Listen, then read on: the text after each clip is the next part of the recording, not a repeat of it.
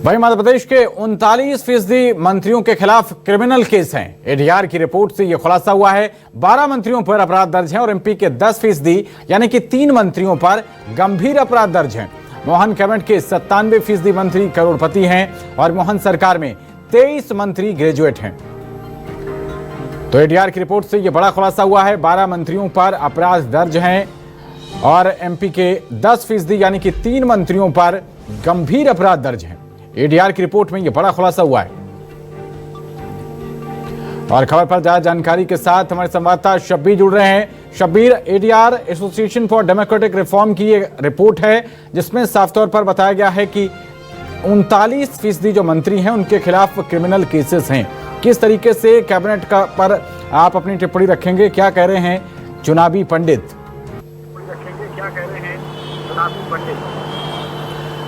बिल्कुल पवन, बात की जाए एडीआर एक एजेंसी है और जिसके अंदर बीच बीच में जनप्रतिनिधियों की पूरी रिपोर्ट आती है कि उनके ऊपर कितने आपराधिक रिकॉर्ड है और इसके साथ साथ कौन कितनी एजुकेशन है और कितना पैसा किसके पास है। और अब मोहन कैबिनेट का गठन हो चुका है, पूरी तरीके से विस्तार हो चुका है और इन सबके बीच एडीआर की रिपोर्ट, नई रिपोर्ट सामने आई है।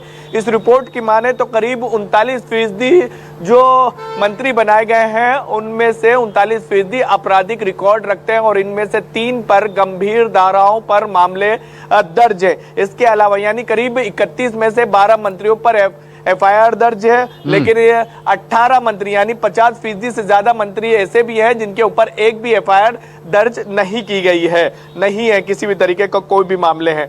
लेकिन इन सबके बीच एक चीज और देखना होगी, करोड़पति जो मंत्रियों की संख्या है वो 97%, 97% के करीब है।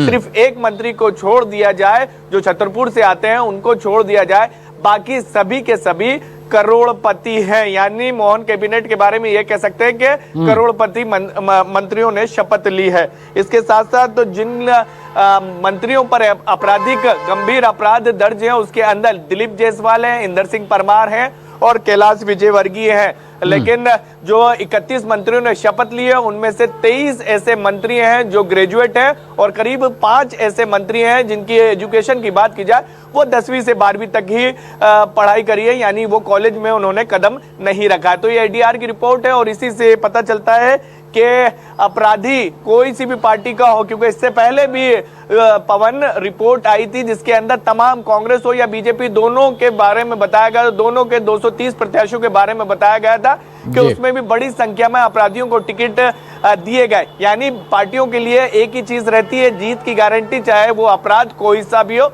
और मंत्रियों के मामले में भी ऐसा लग रहा है कि जो बड़े नेता भले से अपराध, उसके अंदर कई अपराध ऐसे भी दर्ज होते हैं। एक चीज और देखना होगी पवन, जो राजनीति से भी जुड़े हुए थे, धरना प्रदर्शन अलग अलग चीजों से भी जुड़े रहते हैं, तो वो अपराध भी दर्ज है। लेकिन इन सबके बीच 3 अपराध काफी गंभीर हैं जो 3 मंत्रियों पर लगे हुए हैं। पवन, चलिए, बहुत शुक्रिया शब्बीर। हालांकि सिर्फ कैबिनेट ही नहीं, ये जो 5 राज्यों के मुख्यमंत्री बनाए गए उनमें